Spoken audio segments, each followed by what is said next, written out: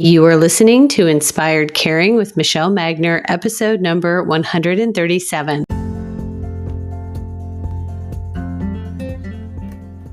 Hello, welcome to Inspired Caring. I'm your host, Michelle Magner. If you are caring for an older family member, this is the podcast for you. Each week, I bring insight, tips, inspiration, and strategies to help you care for the people that you love without losing yourself along the way. Having cared for both of my grandmothers, I've helped manage everything from hospital stays, households full of belongings, to navigating senior living and end-of-life care. And I've worked in senior living as a result of that experience, serving my residents and their families as they've been on this journey too. Thank you for joining me today, and I hope you enjoy this episode of Inspired Caring. Well, I am very pleased to have you on the podcast today, Dr. George Ackerman. You can call me. I usually go by Sharon's son George for these interviews. Sharon's son George, you got it. And I'm so grateful you're here with us to share a little bit about your caregiving journey and what you are doing with the mission that you are on. Tell me about your mom. Thanks. Yeah, I want to thank you and your listeners for giving me the opportunity to speak today. It means the world to me and my family. My mother was a very caring, independent, friendly person, really dedicated her life to me and my brother. So I always say anything I have today or my accomplishments are only because she sacrificed so much for us. But caregiving something you don't sign up for. Unfortunately, my mother had Parkinson's about 16, 17 years ago. She passed in 1/1/2020, and I was her primary caretaker the last 2 years because she just unfortunately was losing the fight against Parkinson's disease and dementia. And not that I didn't have a choice, but it was always something that I knew she would obviously do for me. And I really was happy to help, but wish I could have done more. You know, we always look back and I always swore I didn't want to regret anything, and I don't, but I obviously didn't do what my heart wanted, which was to find a cure. So today I advocate to other families and individuals and sons and daughters, and everyone doesn't have to go through what my family and my mother did. You strike immediately such a great point that as family members, multiple great points. We don't sign up for this, you just start doing it. And so it's even hard as an identity to take on this concept that you're a caregiver, a caretaker. And it's hard to not look back and have your mind go to should have, could have, would have. I think having also been a caregiver, even if you're doing so much and even sacrificially giving, it's like your mind is wanting to fill in the gaps. And the last 2 years, we went to probably 15, 20 doctors, and everyone kept saying, you won't die of Parkinson, but she didn't really have any other issues except maybe side effects from all the medicines. After she passed, I had to clean out her house, which was not easy, as you know, for caregiver. But there were garbage bags of medicines that really, I don't think helped. And even as we're sitting here today live, there's still, not a cure. But I find that the problem is really awareness still. I'm not going to lie, and I'm always honest. I wasn't aware of Parkinson's when my mother had it. She was very not quiet, but she always thought of other people first. I have a nice career. I was able to become an attorney. Then I became a police officer, and then I did a PhD. I'm a professor. I teach around the country, criminal justice. So, and I have 3 children, but that's actually harder than this work. But she always she was selfless. She didn't want everyone to worry about her. We only noticed, a few years within, because she started having trouble with her left arm, like stiffness to cut food when we all went to dinner, but still it never stopped her. I finally did well and bought my dream car, a Corvette, and used to take her on dates together. I was a mama's boy, and always she, I guess raised me good, but we spoke, 20 times a day.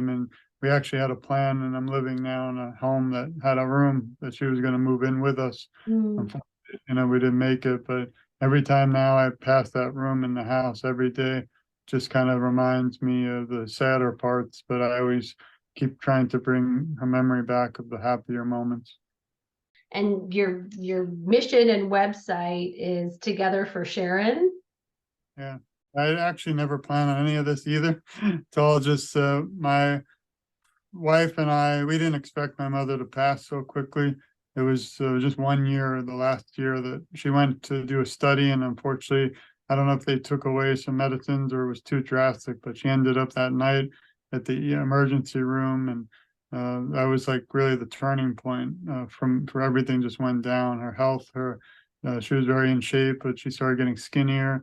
She started having dystonia, which was like curling and moving, curling of the toes, and then the dementia set in with delusions and hallucinations. So it was really tough because I wanted to help combat one thing, but it wasn't just one; it was then another, and then there was the Parkinson. It was just a one. It was like a roller coaster going down, like about to drop.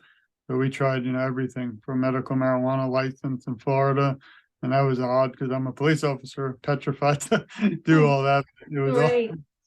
but it just was one thing, and then we thought she might have had a stroke because one of her eyes and side of her face drooped, but they said it wasn't.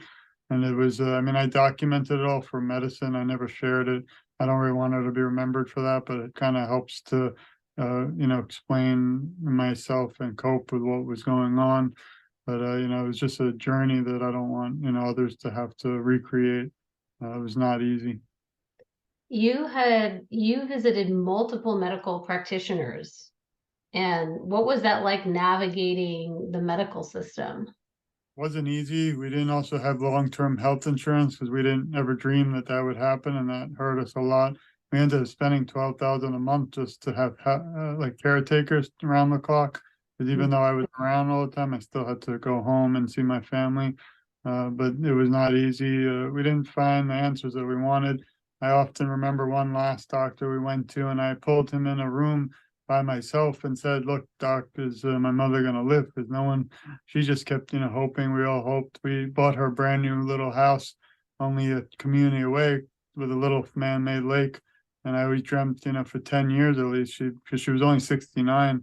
I thought she'd be able to live and enjoy her grandkids grow. They used to love Sunday mornings blowing bubbles in the backyard. It was her favorite time. And it just was really taken from us quickly. We started Together for Sharon just to remember her and keep her memory alive. And and I learned there were about 1 million people in the U.S. with Parkinson's.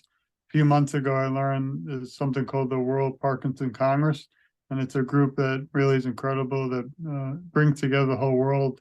A few thousand people. Paul McCarthy was their guest speaker. It was in Barcelona, Spain. I couldn't make it, but because of social media, it brings one positive that's Mhm. connected. We met. So I learned there were 10 million people in the US. So I decided this is not really just about me and my mother anymore. It's about everybody.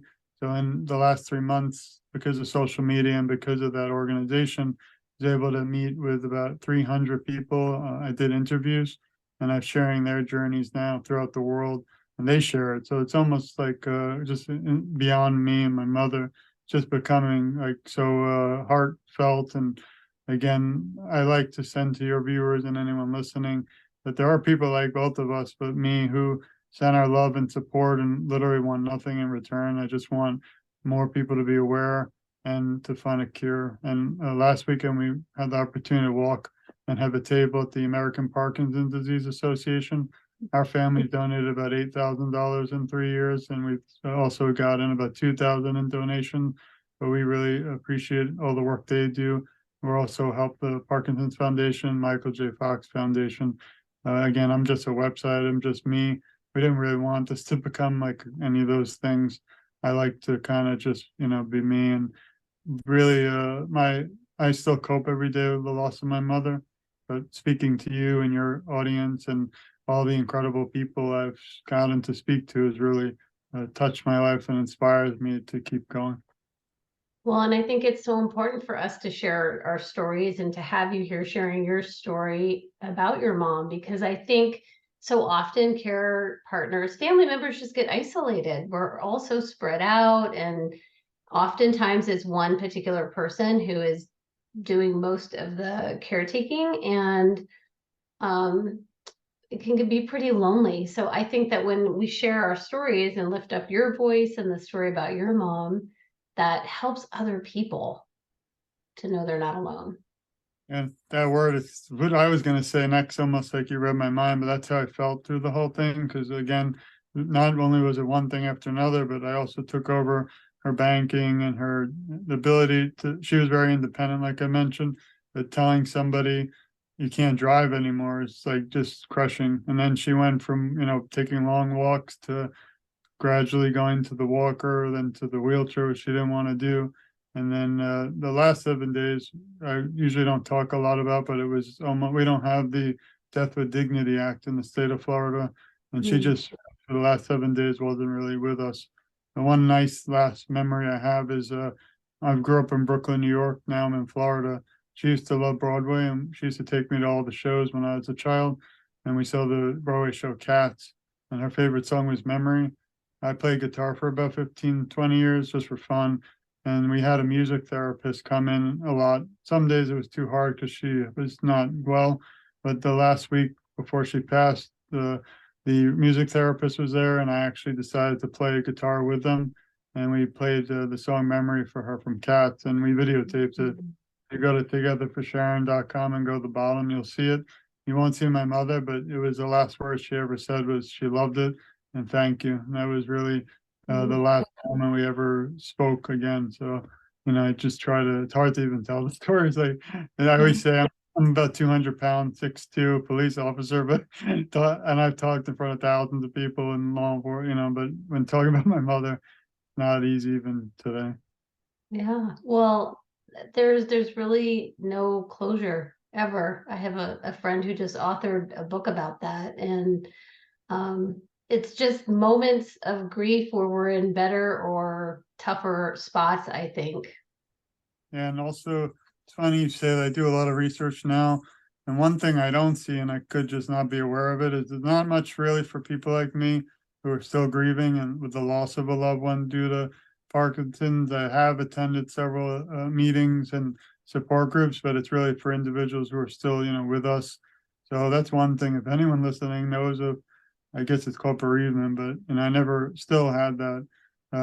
They were nice enough to provide like a psychologist, and I didn't think I, needed it that much, but it would have been nice knowing a lot of what I know now. And that's what togetherforsharon.com is. It's just really a lot of resources.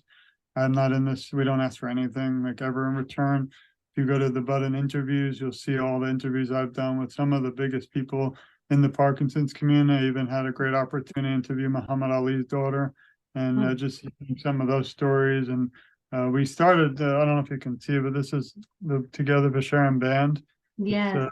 and that's a quick story. We again, the funeral was kind of out of nowhere because I was in shock.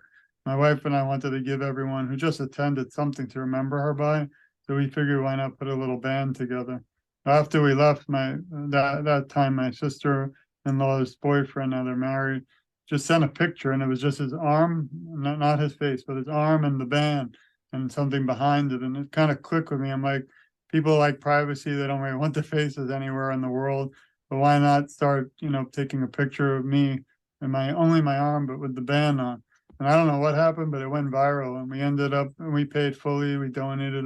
We still pass them out live. I don't do them a lot online because it got very costly. But Yeah. people like, I don't know if you know Willie Geist, but his wife was wearing it and posting about it, and it went viral on Instagram and all over the country. We sent about 3,000 out.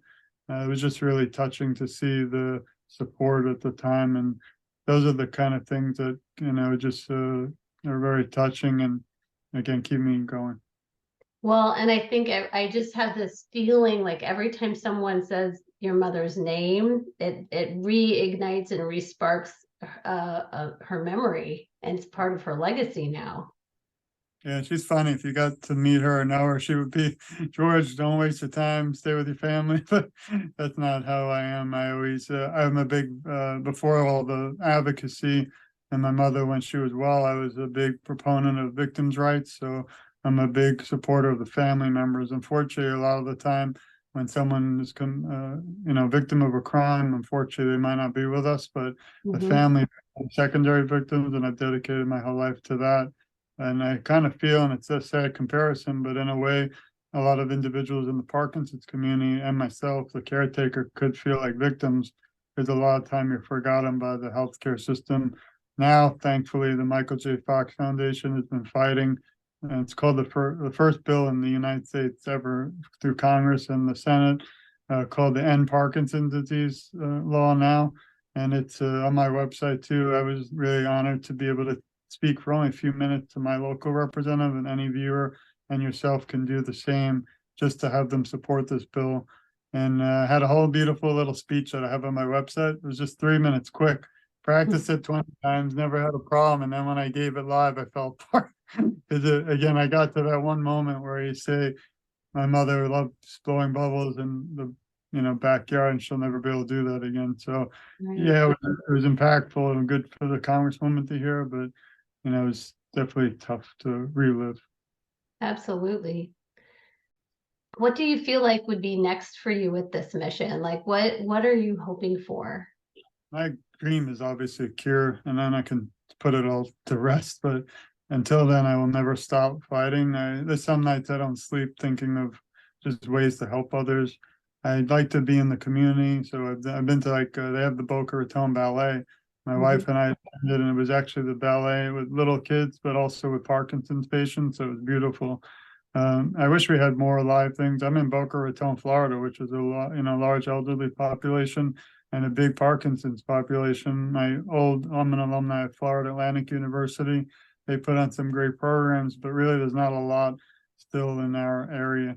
So my goal is really just keep, promoting awareness, keep trying to interview other individuals. And by doing this today with you, I'm going to share this around the world forever.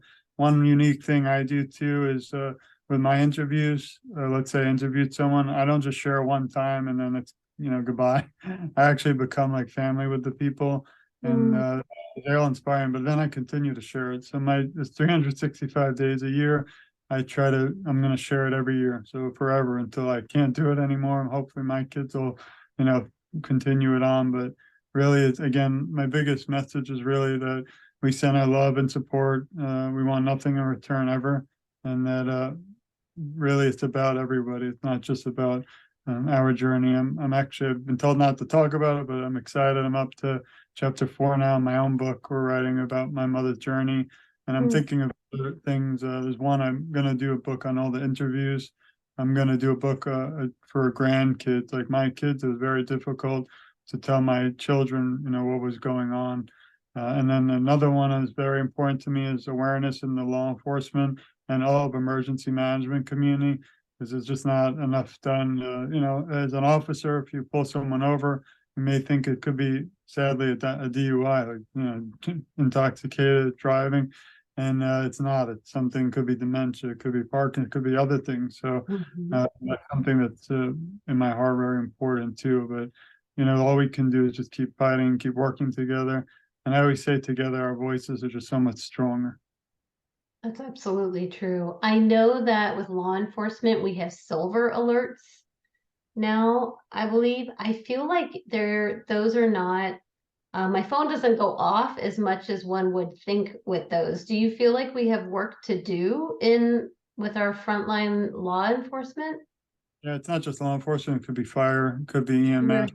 They're more trained with medical issues, but it's not even just the alerts. It's just, imagine going to a scene, an officer, and getting there, and you don't know what's happening. And that's another podcast I can explain. I'm reserved now, but uh, you don't know what to expect. Well, if you have a little bit more awareness as to what Parkinson's disease is, if someone's shaking, you might not think they're actually harmful. So if they think the officer thinks they're harmed, they're going to have could be a weapon out, could Mhm. escalate. We've seen it unfortunately before, but never really I've never heard Parkinson's, discussed. Usually it could be something more of the mental illness, which is always a big issue. So we could always keep improving. I wish we had more time in the day, because for now that one's gonna, it's just a thought. But there's so much out there that needs to be done. We just have to all join together to get it done.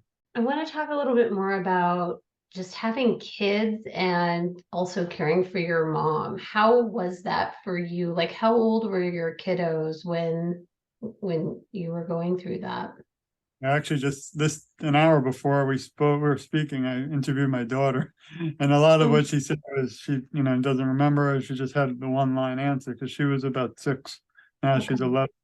So I was able to try and, think about things, but uh, a lot of them said they didn't really know what was going on. But I do recall one, the night of the funeral, when we got home, I was coming into the kitchen.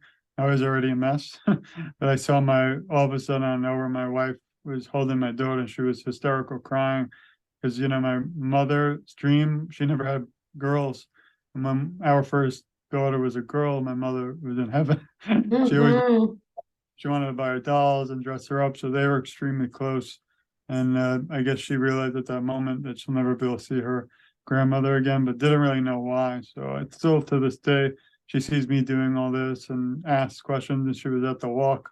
But my youngest son was on, very like 3 or 4. He doesn't really, I don't know if he'll remember my mother, but they spend time together. My middle was about 4 or 5 at the time, and now he's 8. So this when you have 3, forget the.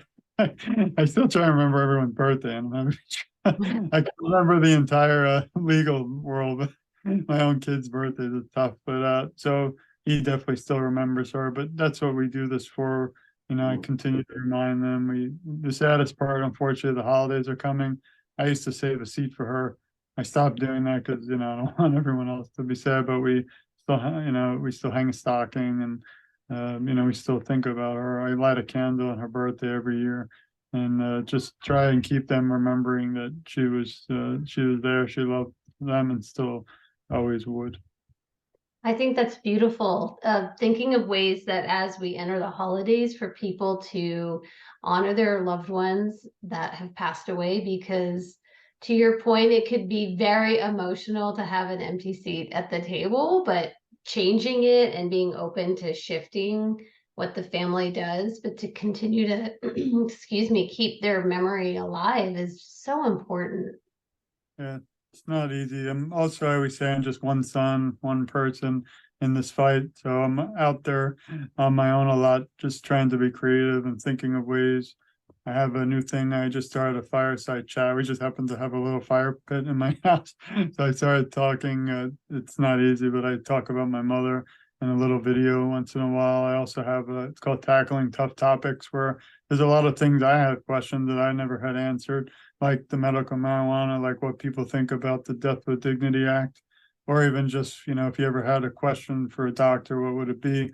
I don't have answers to them, but I just think conversations are important, like we're doing here. If you talk about things, you'll get them out in the open, and you could change a life. But if you don't ever talk about it, then no one will ever, think about it or consider new things. The one frustrating thing about awareness is getting individuals involved that don't have it or don't have family involved. And the other thing is meeting people who not really people with diagnosed, because I understand people are private. I have complete respect for that. But some big organizations, I'm surprised that it's not as easy to get them, because I think everybody has a journey, and I love to share everyone's. Luckily, I wouldn't they don't some don't want to, so I don't have the time to do everyone, but if I could, I would love to do millions of them. But there are individuals and organizations that are still like, I don't know if it's just because it's just me and I'm smaller, but it's difficult to get to help share. And my only goal again with them is that there's like one, for an example, it's a network, I won't say a name, but I started going to their events, and they're just webinars, but it's so great. I didn't know about it back then. I wanted to share their information. They didn't want to.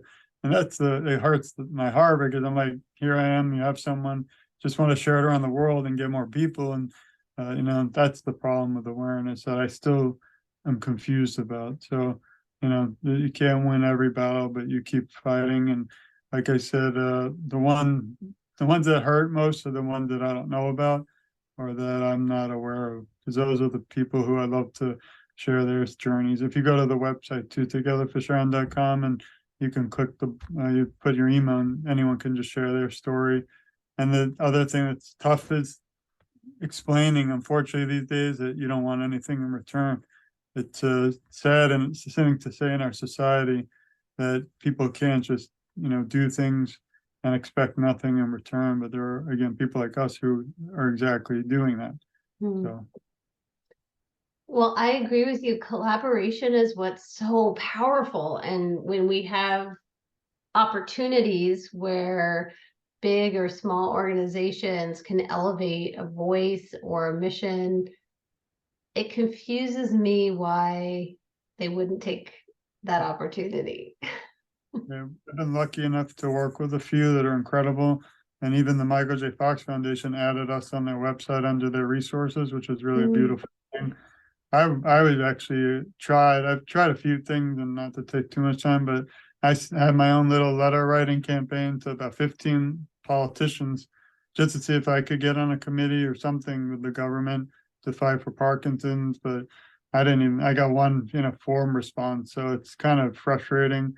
The funny story, you go on the website, like to find your congressman or woman, and I contacted them. They said, no, it's someone else. And then they wrote back, said, no, it's that person. So I would like to know if I have to still pay taxes if no one knows. But I'm just, and then the other, that was one area. And then, so that's the political world. And then, there's other areas and other worlds too that, you try, like the entertainers.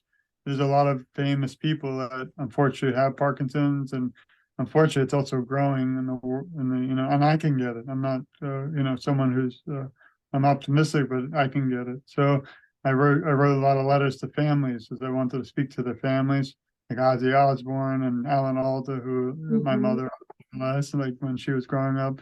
But it's very hard to get responses. So I would like to reach to more of those individuals, not for myself, just to get more of what we do in advocacy out there. But that's the tough stuff. And then there's some big time people in my, like even Willie Geist, his father unfortunately has it. Michael J. Fox, he just released a movie and read a lot of his books. These are Mhm. some incredible people that I wish I could get a minute with, but it's not easy for just one person, even though I I think have. that you are making huge ripples.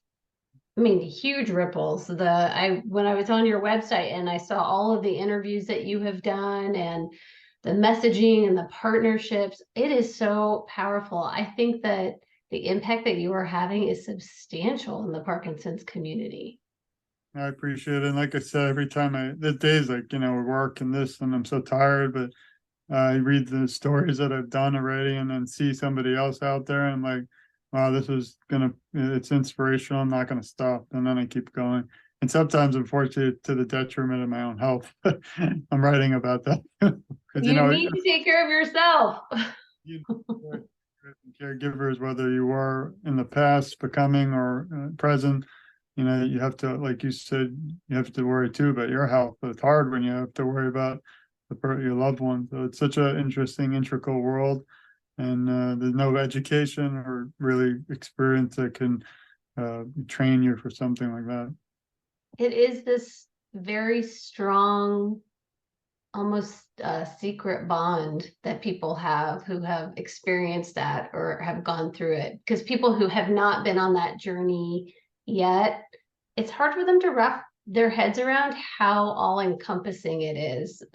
Even if you're not physically having that person in your home, which was your dream to have, even if the person is in a care community or their own place, like it can be pretty heavy. And I always find, like us talking, that I do become closer to people who have experienced it. I always say, like, I lost my mother, but I did gain so many incredible people in my life. I mean, some of them are diagnosed, some of them I made a really close friend. We have a little podcast. We're not this big like you. We're just trying to start. It's called The Conversation, and we just talk and wing it. But we've had two or three. One, I actually interviewed my wife about caretaking, about, my mother, our experiences, but some of the people that have become, almost family, text a lot, and I would never have met them in my life if it wasn't for this, all of this. So, unfortunately, it was horrible and negative, but you do have to try to find some light, in the darkness. So, what would you say to someone that's listening to this right now and they're caring for their loved one who has Parkinson's and what would you share with them to help ignite some light? It's hard because everyone does experience, their own journey and differently. And Parkinson's is so complicated because everyone's so different. There's DBS surgery, but that wouldn't work for my mother, but it might work for someone else. The biggest thing I can say is that, like you mentioned, you're never alone. There are individuals and resources and organizations you can reach out to. And all I did was go through my experiences and try to bring it all together on togetherforsharon.com. There's a list of websites and resources. I don't offer that. Maybe one day we'll do. My dream too is to one day maybe start it as a foundation, but I'd like to give scholarships to education to future neurologists and things. But with three kids and I'm a cop, lawyer, and professor, and advocating, it's hard to start a whole foundation. But maybe in the future. But I just wanted to know they're not alone. They can even email me. I respond like in a minute. That's just how I am, no matter what. And they're not alone. I felt I was alone because I wasn't aware. But now my goal is to make sure people are aware. And even if they don't need help that minute, they can always reach out when they are ready and never feel alone or be alone, because I find speaking and talking helps a lot. Doing this with you today helps me a lot. I get like, I don't, how when you meet your loved one, like when I met my wife, I've got butterflies, when you knock on the door. And Mhm. I get that with these, like speaking to you and people I meet, because it's in a way, it's a tough reason we're there.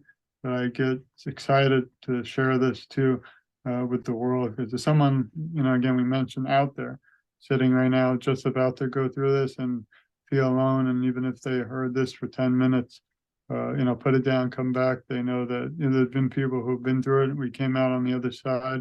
I'm stronger today. I can look back and say I don't think I could have done anything different. The only thing I wish is, there was a cure, but hopefully it's coming very soon. Yeah.